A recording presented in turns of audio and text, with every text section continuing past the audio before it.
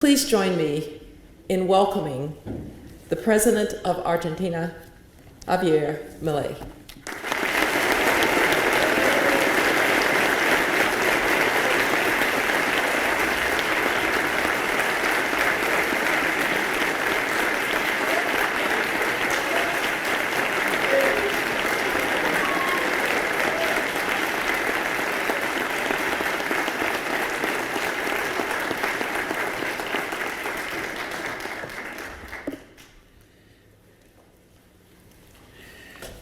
Buen día, muchísimas gracias por permitirme tener el honor de estar aquí con ustedes y por poder transmitirle algunas de las ideas que están siendo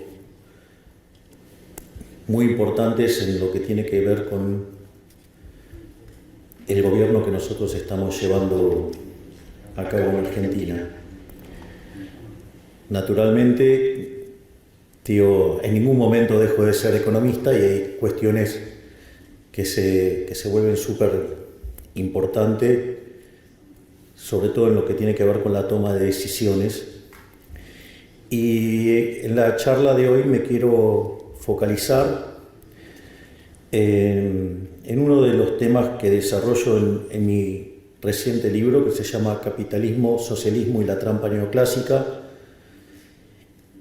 Básicamente quiero ir sobre lo que técnicamente se denomina un fallo de mercado, que se define como no convexidad, es decir, cuando hay estructuras de mercado concentradas y cómo la regulación, termina matando la innovación y el crecimiento económico.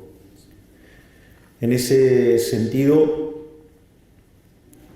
básicamente la charla está separada en 5 partes. Lo primero que voy a hacer es plantear la lógica de la estructura conceptual de lo que voy a estar presentando. Digo, cuáles son los elementos fuerza que están detrás de la argumentación.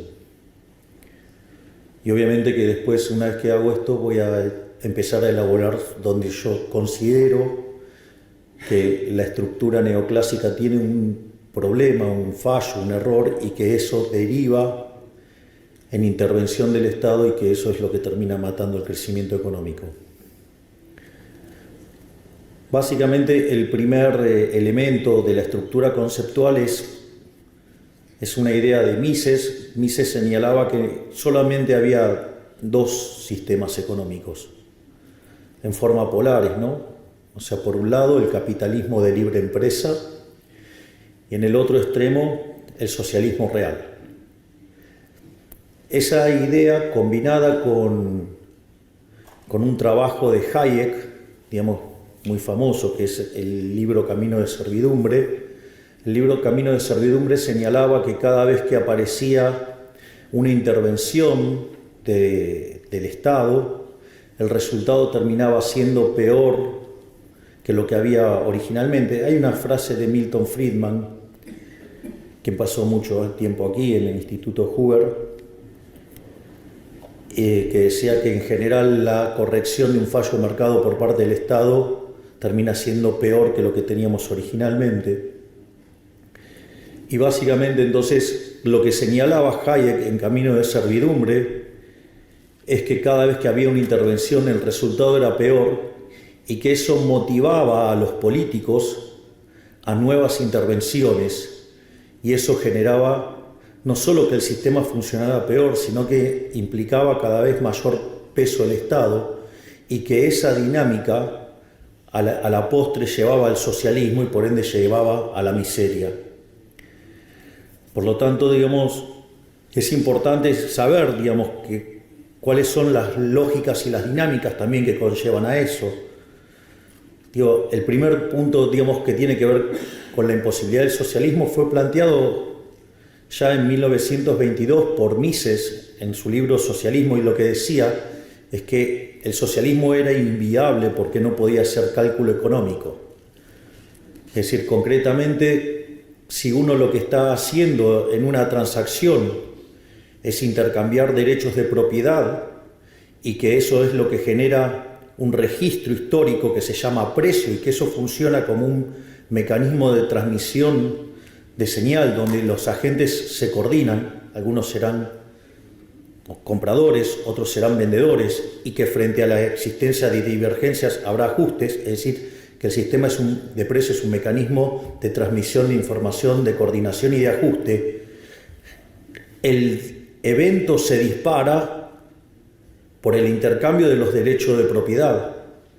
Por lo tanto, cuando aparece el Estado e interviene, lo que está haciendo es interferir sobre el derecho de propiedad. Y al interferir en el derecho de propiedad, la señal empieza a tener ruido. Y cuanto más intervención hay, cuanto más se vulnere y violenta el derecho de propiedad, la señal que se transmite cada vez es peor. Y en el límite, en el socialismo real y sin propiedad privada, no hay sistema de precios y por ende el sistema se derrumba. Por eso, en todos los lugares donde se aplicó el socialismo fue un fracaso en lo económico, en lo social y en lo cultural. Y además, como exacerba la violencia de los políticos, han terminado asesinando a 150 millones de seres humanos. La otra cuestión que también es muy importante y que entra dentro de estos problemas que se van generando con la presencia del socialismo y la intervención del Estado, es que además se genera una incompatibilidad de incentivos, porque si ustedes van a estar ganando dinero, y se esfuerzan para ganar dinero, como decía Milton Friedman, digamos, lo que tiene que ver con la responsabilidad social del empresario es ganar dinero, digo, porque si lo hace es un héroe, porque básicamente lo que está haciendo es generar bienes de mejor calidad a un mejor precio, por lo tanto es un creador de bienestar. Y si ustedes intervienen y con el argumento de la distribución del ingreso y de la desigualdad y ese tipo de cuestiones con las que el socialismo ataca, la contraparte es que ¿para qué me voy a esforzar si me van a quitar el fruto de mi trabajo? Y si no me puedo apropiar del fruto de mi trabajo, entonces no tiene sentido trabajar. Es más, de hecho, la presencia del socialismo lo que hace es abortar los procesos de descubrimiento. Y eso no es un tema menor, digo, de hecho Hayek señalaba que el mercado es un proceso de descubrimiento. Hayek esto lo planteaba en términos de la discusión sobre la distribución del ingreso, al decir que no había tal cosa como una torta, sino que esa torta era una torta que se iba creando, que se iba descubriendo en la medida que el proceso de mercado iba tomando lugar. Pero esto es muy importante porque la injerencia del Estado lo que termina haciendo es rompiendo el proceso de descubrimiento que deriva o que es básicamente la innovación.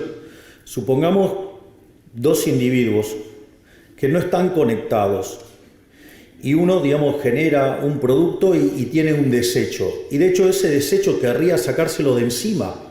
Hasta estaría dispuesto a pagar por que alguien se lleve ese desecho. Y sucede que en la otra parte puede haber otro individuo que ese desecho le podría servir como insumo y estaría dispuesto a pagar por el mismo. Pero entonces aparece un tercer individuo y que descubre que una oportunidad de negocio, que es comprarle al primero y venderle al segundo. Es decir, y eso lo hace porque va a sacar un beneficio. Y si ese beneficio, que en realidad está arreglando el problema a dos individuos, con lo cual es maravilloso. Recuerden que el primero estaba dispuesto a pagar con tal de que se lo lleven y el segundo estaba desesperado para conseguirlo para poder hacer su proyecto. Entonces este tercer individuo obviamente que le va a ir bien porque está resolviendo un problema. Y si aparece el Estado regulándolo, lo que va a pasar es interferir en ese proceso, va a abortar, y si el Estado avanza mucho hasta lo va a abortar directamente. Y por lo tanto todos vamos a vivir mucho peor. Probablemente, digamos, el caso más emblemático haya sido durante la pandemia con los barbijos. Si hubieran dejado a la fuerza del mercado libremente, hubiera habido muchísimos más barbijos más rápidamente y mucho más barato. Y el hecho de que se metiera el Estado lo único que hizo generó un gran problema. Naturalmente que en economías no tan intervenidas generó daño en economías súper intervenidas, como el caso de Argentina, hizo que Argentina tuviera 130.000 muertos por COVID, cuando si hubiéramos hecho las cosas como un país mediocre, hubiéramos tenido 30.000 muertos. Es decir, que el Estado presente, la intervención estatal, a los argentinos nos costó 100.000 vidas en un año. Es decir, la intervención del Estado a la postre termina siendo una intervención asesina de manera directa o indirecta. Y esto, digamos, es importante porque también hay esta combinación del mercado como proceso de descubrimiento más, digamos, el principio de apropiación de Locke, de aquel que señala que el que lo descubre se lo queda, es la base del pensamiento de Israel Kiser en estos temas, donde muestra al mercado como un proceso de descubrimiento y que si ustedes se meten a intervenirlo, por el motivo que quieran, en general se suele hacer por cuestiones de índole distributiva, ustedes lo que van a hacer daño. Se los planteo en otro caso más y no ahondo más en esto, pero supongamos que yo tengo un sistema de equilibrio general y que inicialmente está en equilibrio y que de repente aparece un problema, como puede ser el de la pandemia, y entonces ustedes tienen un drástico cambio en la demanda.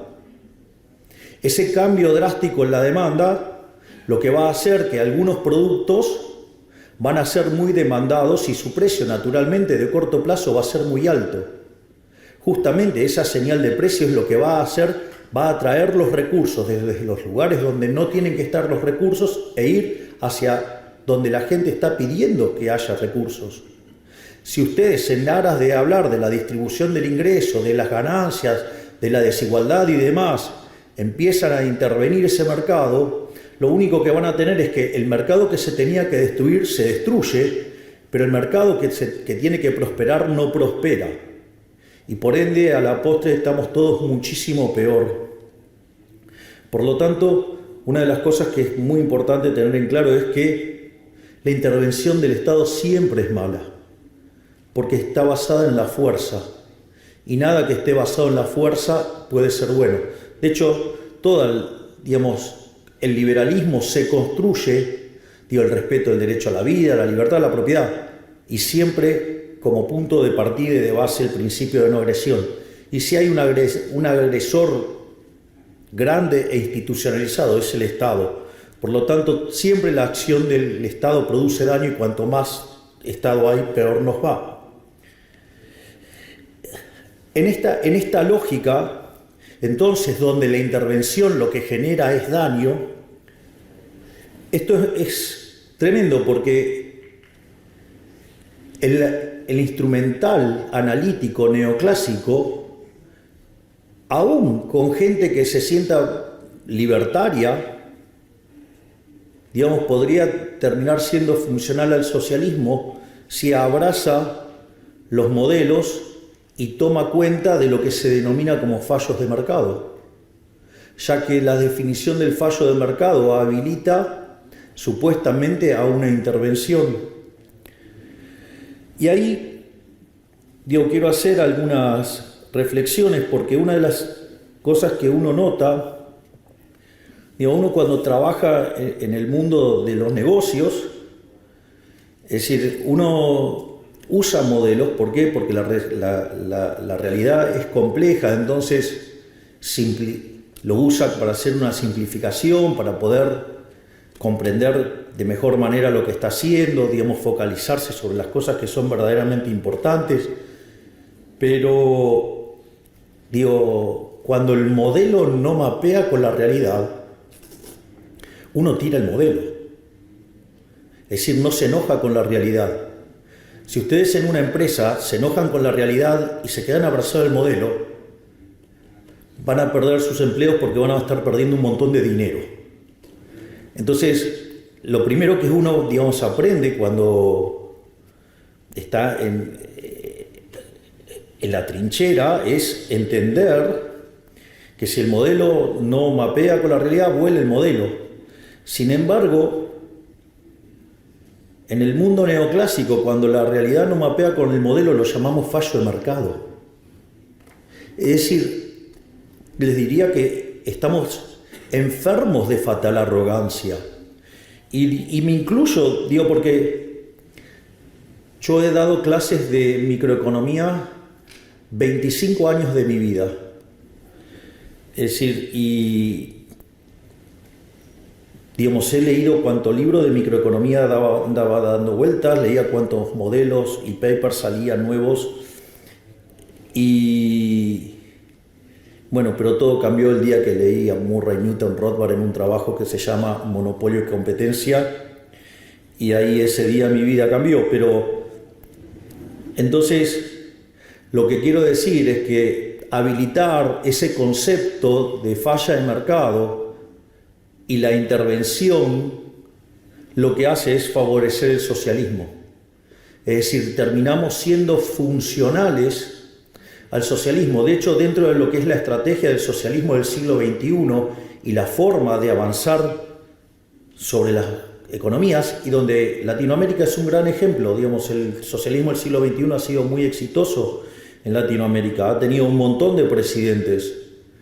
Digo, en Argentina tuvo 4 periodos kirchneristas. En Uruguay ha tenido a Pepe Mujica, ha tenido a Tabaré Vázquez, en Chile ha tenido a Lago, a Bachelet 2 veces, a Boric ahora, en Paraguay han tenido a Lugo, en Brasil han tenido 2 gobiernos de Lula, uno de Dilma Rousseff, después Lula nuevamente, tienen a Petro en Colombia, tienen a Castillo que estuvo en Perú, a López Obrador en México, creo que no me estoy olvidando a ninguno, y después en España tienen a Pedro Sánchez,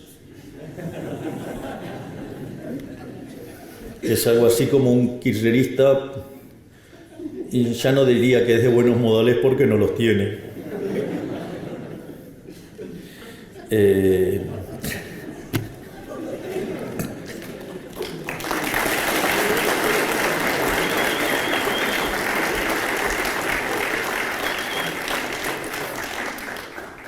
Ahora, entonces es, bueno, ¿y entonces qué hacemos? Bueno, yo una de las cosas que voy a hacer es detectar estos problemas, proponer algunas soluciones, pero naturalmente, digamos, les aviso que esto es parte de mi próximo trabajo que estoy escribiendo con el doctor Demian Reidel, quien además tengo el privilegio de que me acompañe y que sea uno de mis jefes de asesores.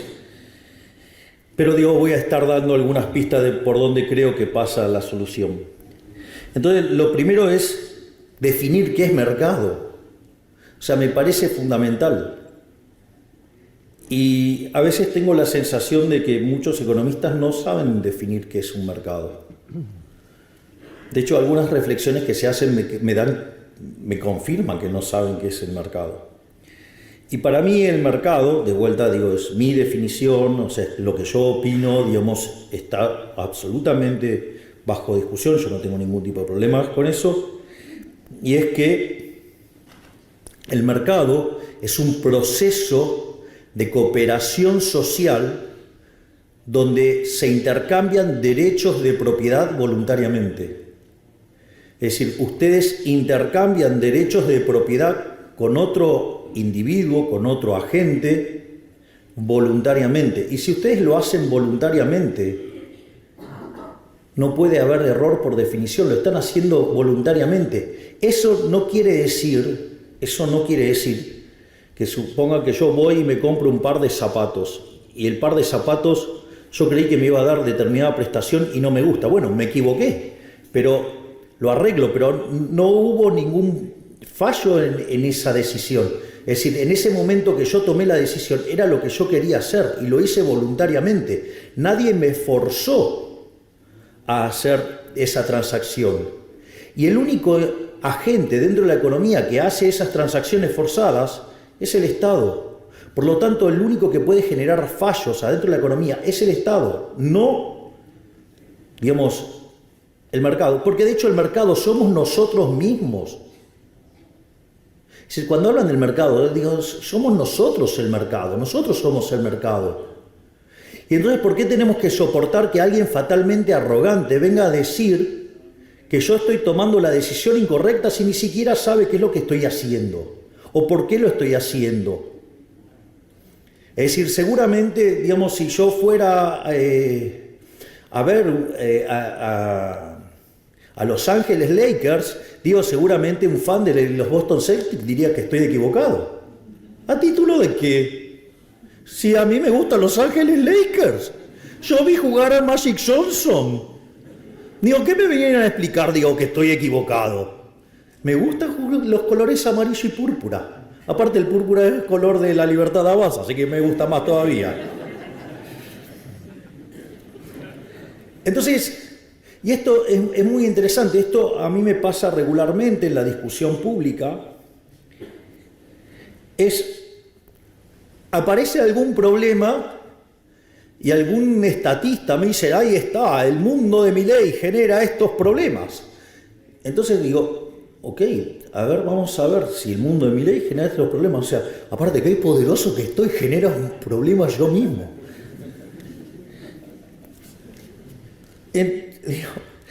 Entonces, nada, digo porque hay cosas que me pasan por la cabeza que obviamente no las puedo contar porque tengo una restricción que sigo siendo jefe de Estado. Así es que cuando escuchan, cuando ven que hago hay así como un silencio, les pido por favor que me entiendan. Entonces, una de las cosas que yo digo es, si ustedes creen que hay un fallo de mercado en un determinado mercado, la primer prueba que propongo es que se fijen si no está la intervención del Estado. Porque no sea cosa que en realidad lo que ustedes están percibiendo como un fallo de mercado, en realidad es justamente los daños que causa la acción del Estado. Y si ustedes corrieran al Estado del medio, seguramente que estaríamos mejor. Entonces, el primer punto es, vayan y chequeen si está metido el Estado. Ahora, si ustedes fueron, chequearon y el Estado no está metido, les hago una sugerencia. Vayan y hagan el análisis de vuelta porque está mal. Es decir, obviamente, yo soy un liberal libertario. Entonces, nada, lo que voy a dar es fundamentación de por qué digo lo que digo. Entonces la pregunta es cómo, digamos, o sea, a mí me motivó todo esto. Una de las cosas que a mí me pasaron, digo, de tanto hacer microeconomía y equilibrio general, cuando apareció toda la literatura moderna de crecimiento económico, digo, me resultaba muy amigable, toda microfundamentada, me resultaba de muchísima facilidad, a punto tal que me puse a estudiar crecimiento económico y me terminé especializando en temas de crecimiento económico con y sin dinero. Algo que también, digamos, está motivado por el hecho de que el economista más importante de la historia argentina, Miguel Sidrowski, era especialista en crecimiento económico con dinero. Entonces tenía ya, digamos, una cierta atracción por eso. Y todos los microfundamentos me habían resultado de muchísima utilidad y haber dado clases también de economía matemática también me ayudaban. Entonces es que empecé a trabajar en estos temas. Y en un momento me invitaron a dar una charla en el World Economic Forum, no la última que hice tanto escándalo, cuando era una persona más tranquila. Que me invitaron a hablar sobre demografía y crecimiento, y cuando empiezo a mirar esto, me encuentro con los trabajos de Angus Maddison, y me encuentro con algo que todos ustedes conocen, yo igual lo voy a describir, pero seguramente todos ustedes lo conocen, que es lo que se llama el palo de hockey. Es decir, esa serie que presenta Angus Maddison con 2000 años de historia, es decir, desde el año 0 de la era cristaliana hasta el año 2000, y que nos encontramos que el PBI per cápita durante 1800 años prácticamente estuvo constante, que solamente hubo un 40% de incremento del PBI per cápita en lo que tiene que ver en el siglo XVI, es decir, después del descubrimiento de América, y que la verdad es que era una serie absolutamente monótona, una serie que, digamos, si uno se paraba allá por el 1800 y tenía que elegir entre quedarse con Adam Smith o Malthus, parecía lo más razonable quedarse con Malthus. Sin embargo, digamos, después de la Revolución Industrial, digamos, el PBI per cápita subió cerca de 10 veces. Y eso se da en un contexto donde la población se multiplicó por lo menos por 7 veces. Entonces, frente a esa situación, lo que uno ve es que estamos ante la presencia de rendimientos crecientes. Tenemos más gente entrando en el mercado y, sin embargo, la productividad sube. Si el PBI per cápita subía, es decir, lo que pronosticaba Malthus no se daba.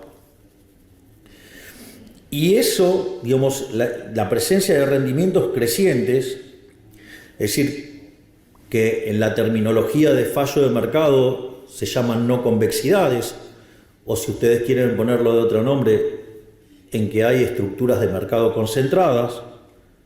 El problema es que si ustedes lo plantean en términos microeconómicos, eso es un supuesto fallo de mercado, o por decirlo de alguna manera, los monopolios son malos.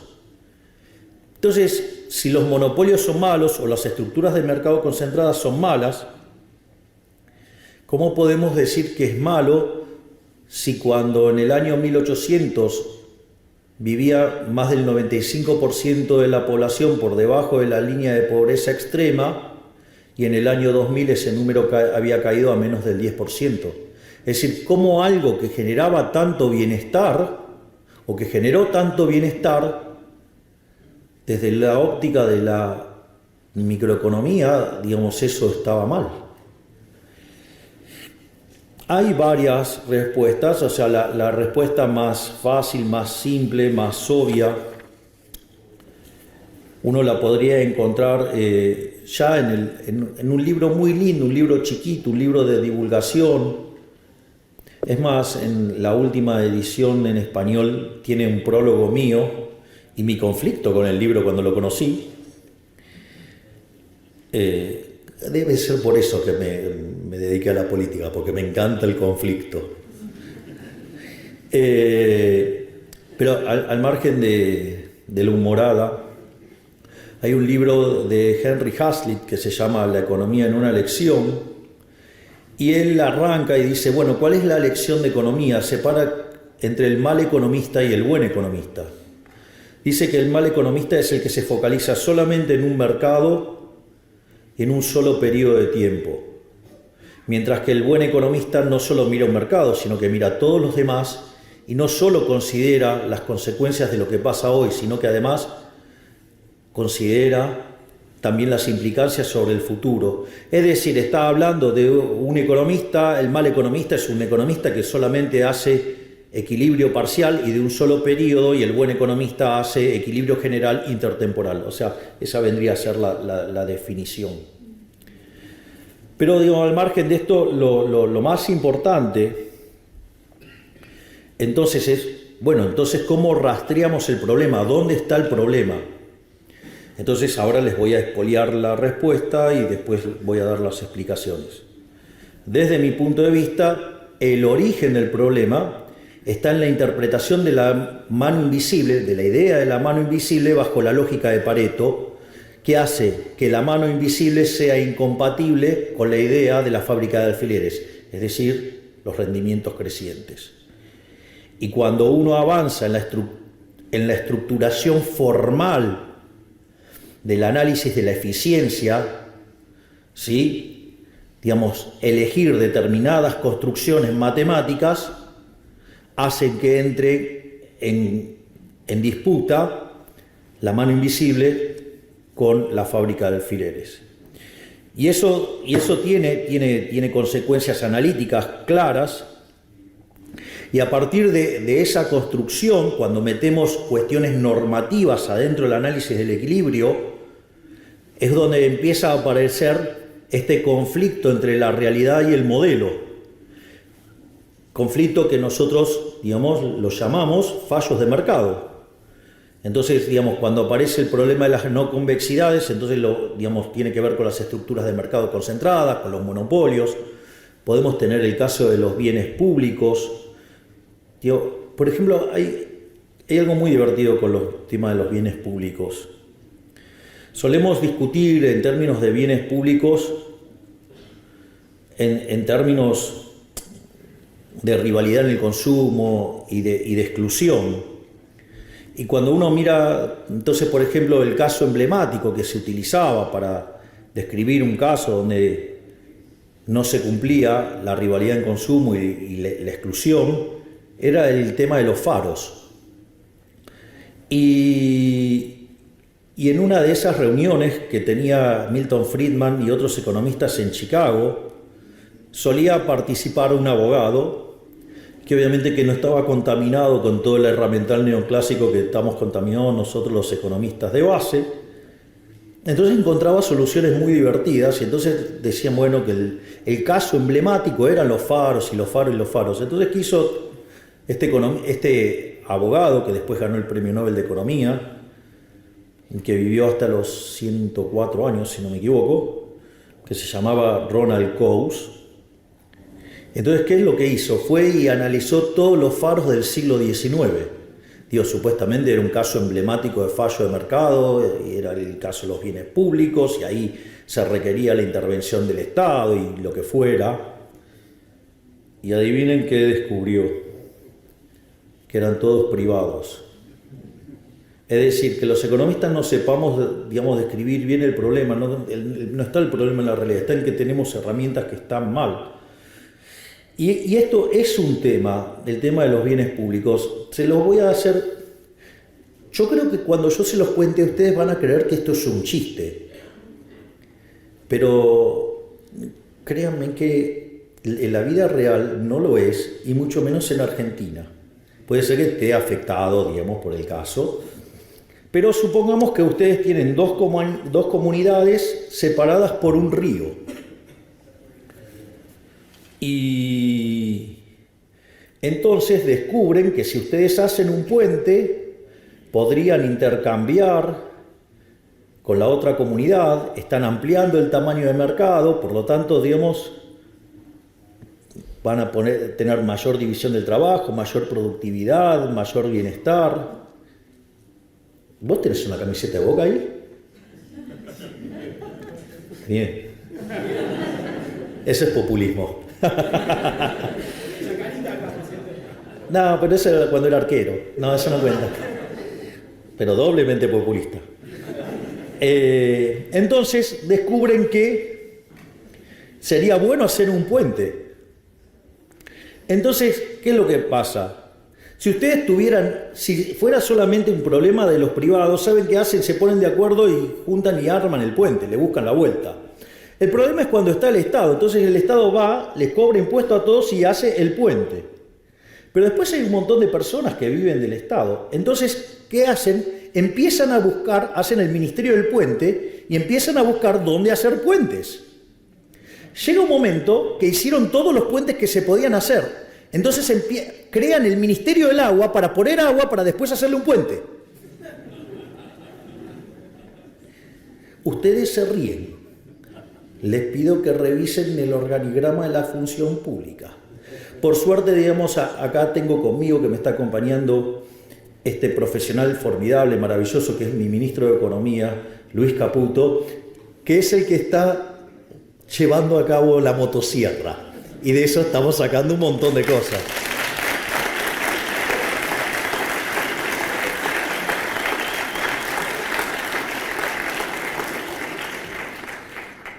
Quiero decirles que a mí me pone muy contento cuando aplauden a mi ministro de Economía, porque no solo que está haciendo el ajuste más grande de la historia argentina, sino que es el más grande en la historia de la humanidad por profundidad y en cantidad de tiempo. Cuando uno junta, digamos, lo que estamos haciendo en el Tesoro y en el Banco Central. De hecho, llevamos más de 13 puntos del PBI ajustados. Y eso, digamos, si ustedes lo planteaban en otro momento, digamos, nos crucificaban a los dos en el medio de la 9 de julio, que es donde hay un obelisco, una cosa alta, grande ahí. Y vamos y lo llevo a las presentaciones y lo aplauden. Es un cambio de época. La gente está despertando las ideas de la libertad. Y el hombre que lo está llevando a cabo es el querido Luis Caputo, que está aquí. Gracias.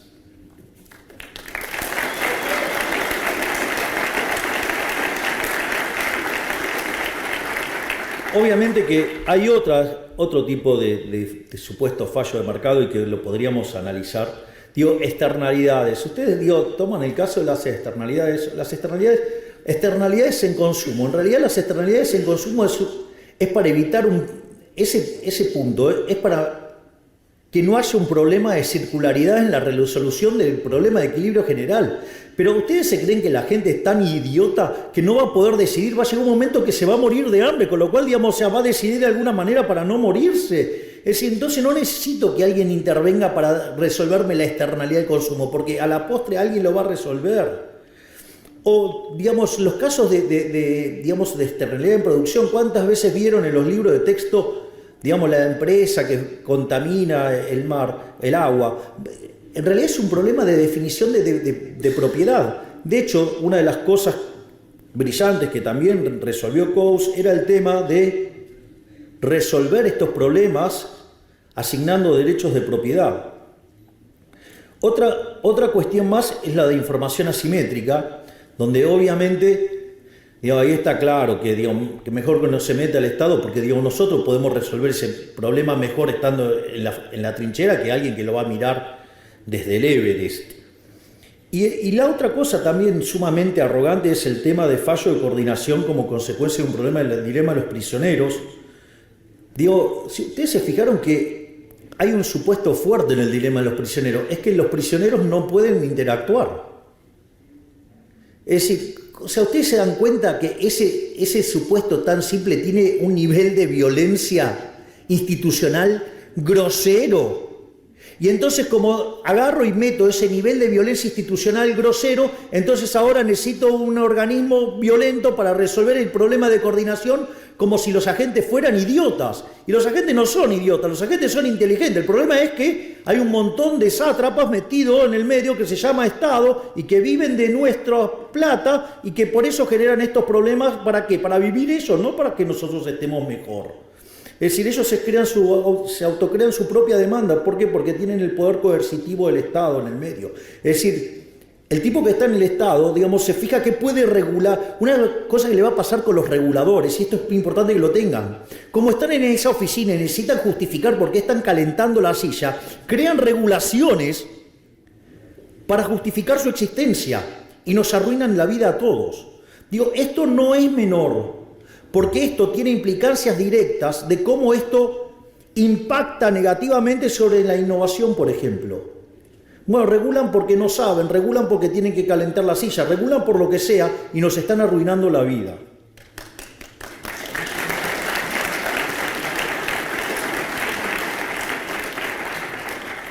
Y es más, les digo más, cuando ustedes tienen monopolios, y esto es importante porque ya sabemos que el crecimiento, digamos, lo vamos a tener que explicar por el lado de los rendimientos crecientes. Cuando ustedes empiezan a regular y ustedes miran cualquier modelo de regulación, una de las cosas que pasa es que cuando ustedes regulan, dado el marco normativo que implica el modelo competitivo, regulan a esos monopolios para que se parezcan lo más parecido posible al modelo competitivo. Y si no lo logran, bueno, que parezca la solución de segundo mejor, que es la Ramsey. En ese contexto, esa regulación lo que va a hacer es eliminar la cuasirrenta.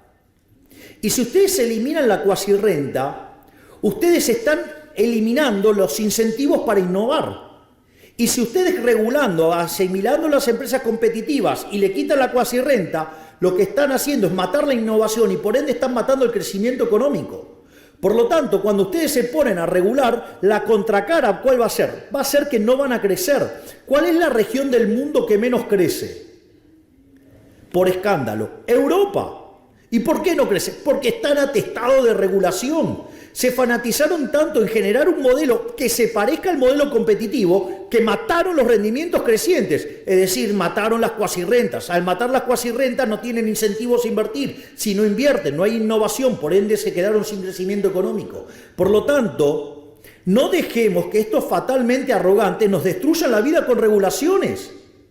Vayamos a una sociedad muchísimo más libre, ¿sí? Y que si el problema es la teoría económica, tratemos de ver en dónde está el error de la teoría económica. No digamos que el mundo se parezca a una teoría económica que tiene errores, que venía de un mundo que no tenía crecimiento.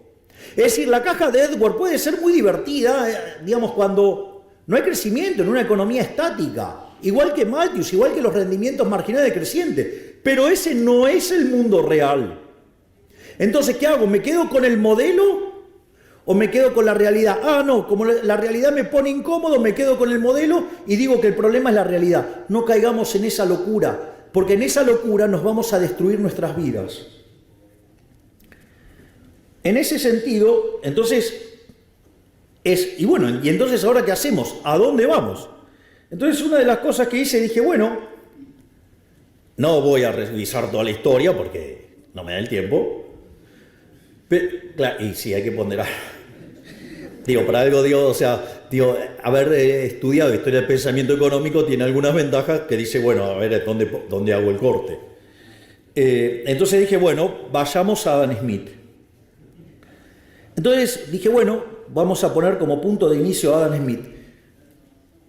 Si bien, digamos, seguramente ustedes estarán al tanto que yo soy liberal libertario, digo que adhiero a la escuela austríaca de economía, que en realidad filosóficamente soy anarcocapitalista y que en la vida real soy minarquista.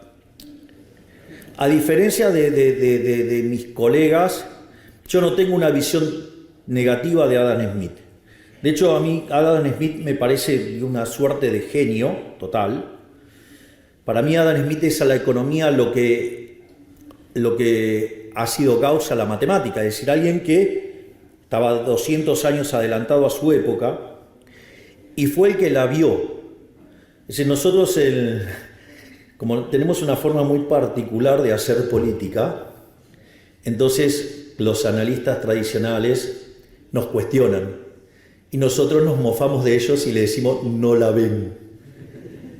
Bueno, Adam Smith la vio. En ese sentido, básicamente, desde mi interpretación de Adam Smith, lo maravilloso de Adam Smith que tenía implícito un modelo de crecimiento económico. Es decir, el modelo de Adam Smith tiene en la investigación sobre la naturaleza y las causas de la riqueza de las naciones, para los amigos riqueza de las naciones, lo que tiene es un modelo de crecimiento económico. De hecho, la idea de la fábrica de alfileres es la idea de los rendimientos crecientes, porque ¿qué era lo que decía? Si yo tengo una persona haciendo alfileres, una persona sola, aun cuando fuera muy buena, ¿qué iba a poder producir? 20 unidades. Y no más que eso. Ahora lo que decía es que cuando dividía el trabajo en 15 actividades distintas, la producción de alfileres per cápita saltaba a 5.000. Es decir, ustedes habían incrementado, ¿sí?, en 15 veces la planta en términos de personal y la producción había pasado de 20 a 5.000 per cápita. Y después dice, hay algo que es muy interesante y que a la luz de lo que se viene tejiendo y tallando respecto a las interpretaciones del futuro, en especial con la maravilla que implica, digo, la inteligencia artificial, que es la exacerbación de los rendimientos crecientes, sobre todo para aquellos equilibrios distópicos. Yo les diría, no le tengan tanto miedo a los equilibrios distópicos, porque la idea de la fábrica de alfileres y los rendimientos crecientes y la división del trabajo tiene un límite. ¿Y el límite cuál es? El tamaño del mercado. Es decir, yo no voy a llevar, digamos, 15 digamos, empleados a la fábrica de alfileres y entonces tendría 50.000, 75.000 alfileres que vender. Si no las puedo vender, no voy a ir a ese nivel de división del trabajo. Voy a ir al nivel, digamos, que me soporta el mercado. Es decir, entonces no piensen el proceso solo del lado de la oferta, piensen que del otro lado está la demanda. Digo, no volvamos a caer en los problemas que caímos en el pasado con el odio a la máquina, es decir, con los luditas. Es decir, porque, a ver, el día que Edison inventó la lamparita, y claro, digamos, los fabricantes de velas estaban muy enojados. Y entonces, la realidad es que fue maravilloso lo que hizo Edison, ¿no? Porque eso me permitió tener un bien de mejor calidad, un mejor precio, le llegó a más gente, además generó más trabajo y además me ahorré dinero y pude gastar en otros bienes. Es decir, una máquina de generar bienestar. Es decir, los que generan progreso tecnológico son máquinas de generar bienestar, pero nunca pueden ir más allá del límite del mercado. Salvo que haya innovación y que hace que todos seamos más ricos, que todos estemos mejor. Entonces, no tengamos miedo, no pidamos regulaciones porque no entendemos de qué se trata. Tratemos de entender de qué se trata y no de regular. Es decir, nunca la libertad puede ser mala. Lo malo es no ser libres. Nunca es mala la innovación. De última, digamos, podemos discutir los valores sobre los que está construida la innovación. Y si los construimos sobre los valores del libertarianismo, digo, ¿quién podría estar en contra sobre el respeto irrestricto del proyecto de vida del prójimo en defensa del derecho a la vida, la libertad, la propiedad y basado en el principio de no agresión? ¿Cuál es el problema con eso? ¿Quién está en contra de eso? Digo, solamente ustedes podrían ser exitosos sirviendo al prójimo con bienes de mejor calidad, un mejor precio. Pero hay un límite, el límite es el tamaño del mercado. Entonces no tengan miedo de desregular. Digamos, el progreso tecnológico va a tener como contraparte del otro lado la demanda. ¿O acaso ustedes creen que van a generar progreso tecnológico para seres que no existen? ¿Cómo van a hacer semejante locura y van a estar hundiendo un montón de dinero en eso si en realidad ese dinero viene de seres humanos? Y no, digo, ¿qué? ¿Van a tirar plata para tirar plata? Yo no conozco empresarios que se dediquen a quemar plata por deporte. La otra cosa que también tiene muy interesante, digamos, la obra de Adam Smith, es que contemplaba el aprendizaje en la práctica, es decir, el modelo de learning by doing, y además contemplaba el progreso tecnológico, porque básicamente lo que decía Adam Smith era que una persona en su trabajo, cada vez que lo iba haciendo más veces, lo hacía cada vez mejor, es decir, learning by doing, y que en algún momento encontraba una forma de producir lo mismo, pero utilizando menos trabajo, y se daba ahí un salto discreto. Ese salto discreto, ¿cómo lo llamamos? Progreso tecnológico. Es decir, que Adam Smith no solo tenía contemplado los rendimientos crecientes, tenía el problema de la división del trabajo, tenía bien definido cuáles eran los límites de eso, sino que además tenía un modelo de crecimiento que además contemplaba el learning by doing y contemplaba el progreso tecnológico.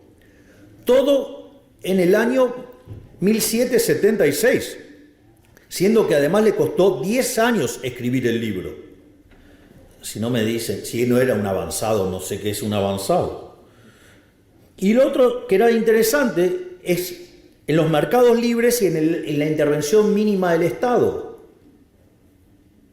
Y eso, digamos, el corolario de eso es la mano invisible, que cada uno, guiado por su propio interés, conduce al bienestar general. Y en el plano monetario, bueno, tenía un modelo de patrón oro. Ahora, una vez que tenemos la obra de Adam Smith, está claro que hoy es fácil, digamos, ya conociendo los resultados, sabemos que Adam Smith tenía razón. pero en ese momento no era tan evidente. Parados en 1776 no era tan evidente. Y por eso ustedes tienen que, en el año 1801, si no me equivoco, pero digamos por ahí dando vuelta, o 1800 o número parecido por ahí, apareció el trabajo de Malthus y la idea de los rendimientos marginales decrecientes. No parecía algo alocado a la luz de lo que habían sido, por ejemplo, los 1800 años anteriores. Y además, o sea, antes del año cero tampoco difería mucho de lo que fue después, hasta el 1800. Y eso tenía un sentido porque decía que cuando alguien llegaba, ocupaba la mejor parcela de tierra. Y cuando llegaba el segundo, ocupaba una menor y así sucesivamente. Entonces la productividad marginal era decreciente. ¿Sí? Y eso hacía, digamos, que los salarios reales, digamos, cada vez fueran menores.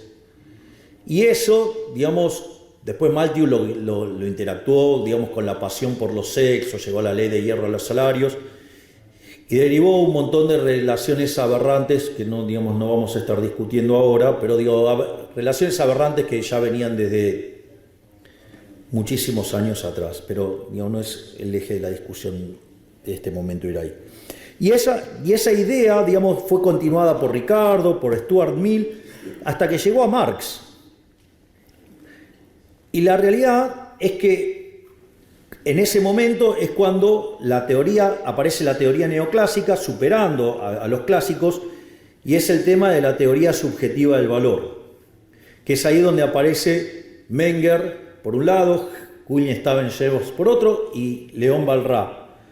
Los menciono porque es importante, porque en algún momento la teoría económica va a tener que volver para atrás, en una parte de la historia, después de Keynes, y eso, digamos, va a ser relevante, digamos, de dónde se van a nutrir. Y en ese sentido, ya cuando estamos entrando al siglo XX, se empieza a hacer evidente que el análisis de Malthus estaba mal, que lo que había planteado Adam Smith estaba bien, que estaba el problema de los rendimientos crecientes y que si uno quería explicar el crecimiento económico con los rendimientos constantes a escala y con el herramental neoclásico en ese formato, no funcionaba, y mucho menos con rendimientos marginales decrecientes. Entonces, los dos primeros que vieron esto fueron Alfred Marshall y Alvin Young. Y empezaron a ver cómo podían hacer para meter la cuestión de los rendimientos crecientes adentro de la estructura de los modelos para poder explicar el crecimiento económico. Y este debate era tan importante y tan intenso que es cuando se empieza a discutir sobre el monopolio, y ustedes ahí se van a encontrar con la teoría del monopolio, digamos que de Joan Robinson, o digamos modelos muy interesantes como el de Chamberlain, con la competencia monopolística. Es decir, había todo un clima de época para tratar de ver dónde estaba el problema de los rendimientos crecientes y cómo meterlos en lo que nosotros hoy llamaríamos análisis macroeconómico o crecimiento económico, para explicar el crecimiento económico. Es decir, había un problema concreto. Pero apareció Keynes. Y el problema con la aparición de Keynes es que todo el marco analítico que existía previo lo destruyó todo. Es decir, la teoría general es una obra maestra, pero una obra maestra del mal, del terror.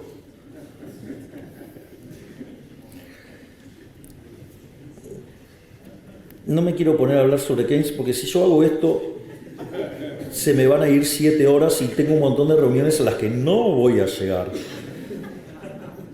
Voy a tratar de ser... A ver, ¿cómo funcionaba el modelo, cómo funcionaba el análisis macroeconómico pre-Keynes? No se llamaba macroeconomía, pero no importa. Hoy lo podemos pensar así. Eran lo que se llamaban los modelos a la Wiesel, que eran modelos de naturaleza intertemporal, donde la interacción entre ahorro e inversión determinaba la tasa de interés, la que se llama la tasa de interés wieseliana. Es decir, como la tasa de interés siendo un mecanismo de coordinación intertemporal, que no es ni más ni menos que el precio relativo de los bienes presentes respecto a los bienes futuros, y en el mercado de dinero se determinaba el nivel de precios. O sea que era un modelo de características intertemporal, donde en el mercado de bienes se determinaban los precios relativos, ¿sí? Y si lo pasaban a criterio intertemporal, ahorro-inversión determinaban la tasa de interés, y eso tenía que tener todos los precios relativos alineados en términos de bienes para que todos coincidieran que tenían la misma tasa de interés, para que no haya arbitrajes intertemporales. Y ahí lo que hizo Keynes fue romper todo. Lo primero que hizo es crear una función de consumo dependiendo del ingreso, lo cual, en términos de los que entienden de equilibrio general, eso es una aberración. Las funciones de equilibrio general no contemplan cantidades, contemplan todos los precios. De hecho, digamos, un modelo de equilibrio general viene determinado por las preferencias, las dotaciones y la tecnología.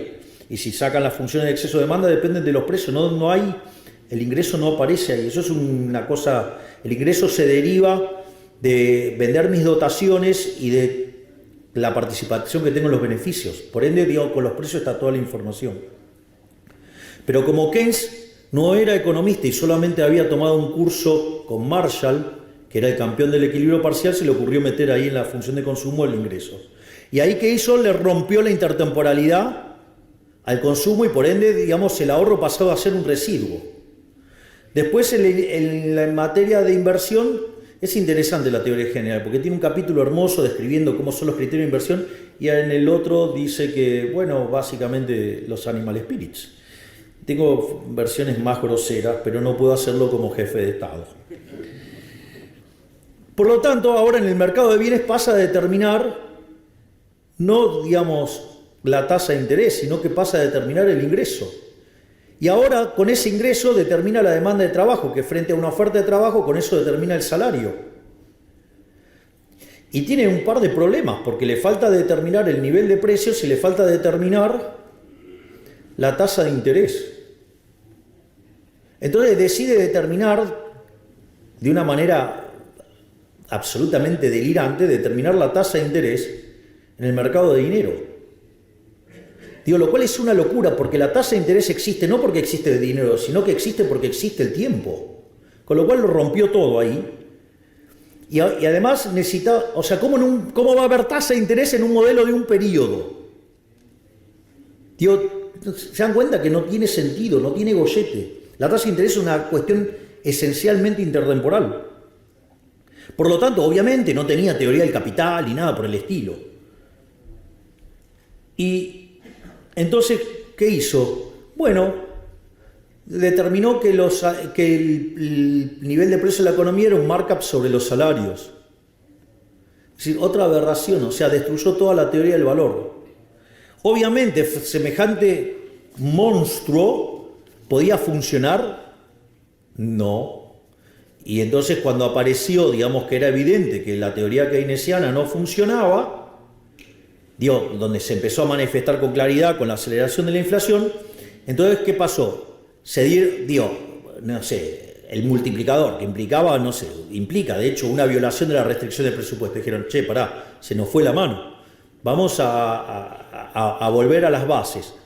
Pero como la escuela austríaca había sido derrotada en ese contexto histórico, decidieron volver sobre la línea de Walras. Se apalancaron sobre el trabajo de Abraham Wald, un joven matemático que allá por la década del 20, digamos, hizo una demostración de existencia de equilibrio sin tener teoremas de punto fijo, un verdadero genio.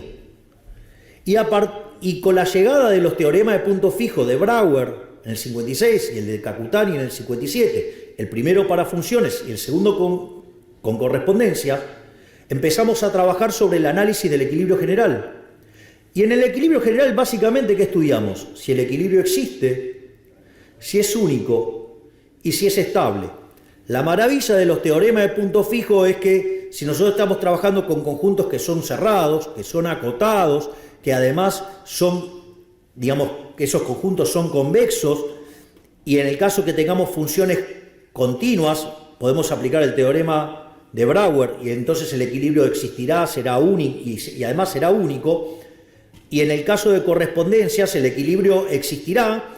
No sabemos si es único y si hacemos algunos supuestos adicionales, ya sea del lado de la demanda o del lado de la oferta o de los dos lados, digamos, nos podemos asegurar la unicidad. Y al mismo tiempo, si sabemos que los efectos directos superan los efectos cruzados, la matriz es de, digamos, con los cambios de la demanda frente a los precios, los efectos directos superan los cruzados, la matriz es definida negativa y por ende el equilibrio es estable. O sea, con lo cual resolvemos el problema de que el equilibrio existe, es único y es estable. Hasta ahí no tenemos ningún problema. Porque la continuidad, en el caso que trabajemos con funciones, o la semicontinuidad superiormente, digamos que trabajemos con correspondencia, lo podemos asegurar sin necesidad de tener estos problemas en cuanto a lo que necesitamos en materia de existencia. Y entonces, ¿dónde aparece el problema? El problema aparece cuando queremos meter el óptimo de Pareto. Es decir, cuando además a ese equilibrio, que ahora sabemos que existe, que es único y que es estable, le queremos agregar propiedades en términos de bienestar. Cuando nosotros metemos ese problema en términos de bienestar, ¿cómo se resuelve?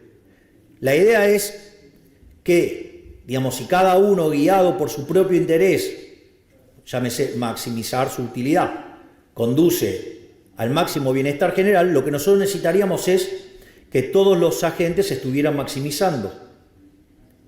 Y cuando nosotros, digamos, lo planteamos en términos de el consumidor, no es un problema. ¿Y el problema ahora dónde aparece? Aparece por el lado de la firma.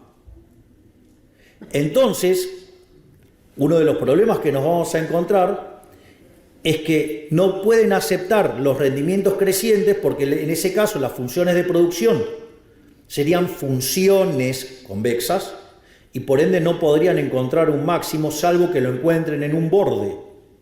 Pero si lo encontraran en un borde, que implicaría que se quedan con toda la economía, con lo cual cuando miran y hay varias empresas, quiere decir que no es un problema. Y cuando tuvieron en una economía un solo agente, ¿eso ocurrió cuándo? En el comunismo. Y ya sabemos que fue un fracaso, porque no podía computar precios, por lo tanto, no funciona. Entonces, se decidió mirar para otro costado, se dejó eso así. En el libro de Varian, que seguramente a nivel intermedio, desde mi punto de vista, es el mejor. ¿Saben cuántas veces se menciona la palabra empresario en el libro?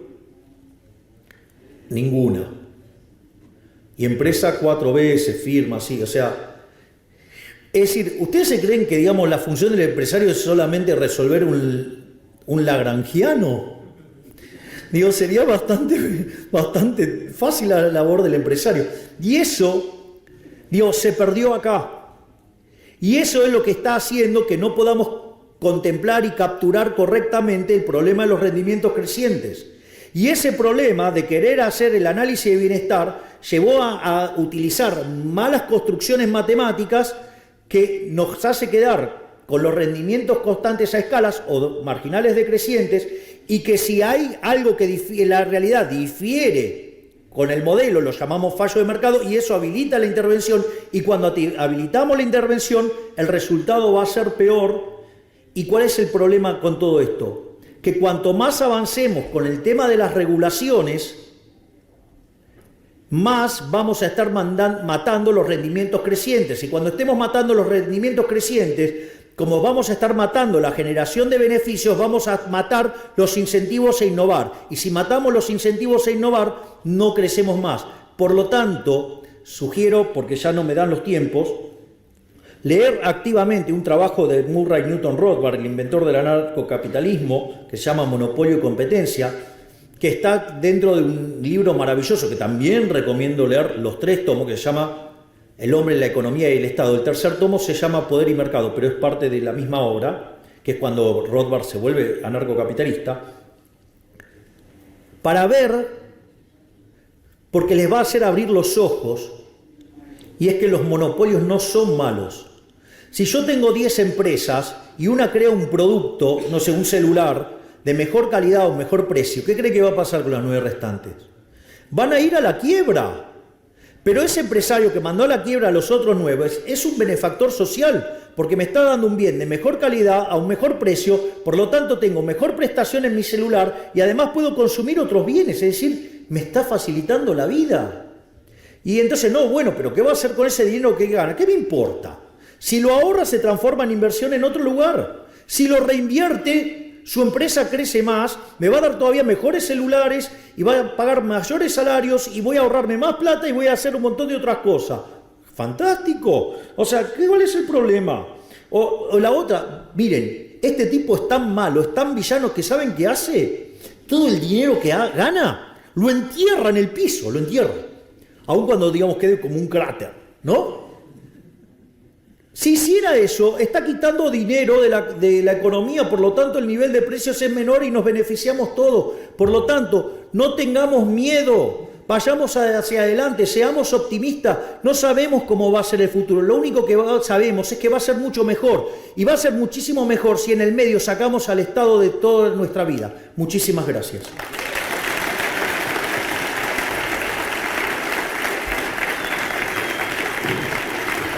Muchas gracias, presidente.